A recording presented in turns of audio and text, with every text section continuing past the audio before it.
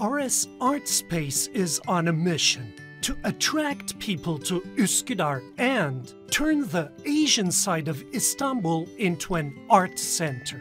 That's why its first exhibit is about people, its human stories, and brings contemporary artists working in various methods from painting to collages together.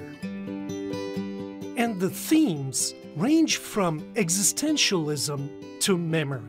The curator's approach was precisely to gather the artworks that hone in on the human experience. The human experience obviously is something very fundamental for every human being as well as for every artist, because art is a field of sharing experiences, of creating experiences, and maybe sometimes giving alternative insight in known experience. So art is always going beyond the known. And these four artists in our exhibition actually show different approaches to telling a story. So people's stories is actually on the one hand showing the richness of today's figurative contemporary art. It shows various aesthetic and formal ranges from traditional oil on canvas to 3D printed sculptures and collage. And if you look at the works, you can see that some artists are dealing with memory and stories from the past, like Didem or Haydar. Some of them are dealing with the interconnection between individual stories and official history.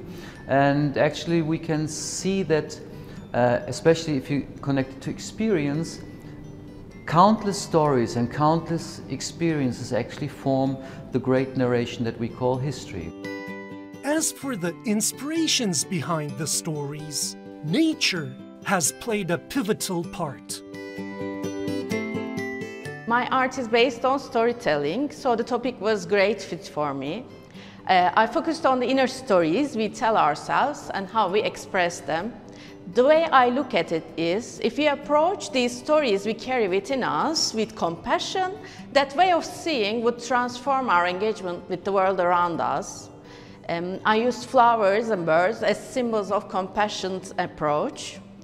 I think communication is the key to building bridges on the way to healing our broken world, and that communication starts within us.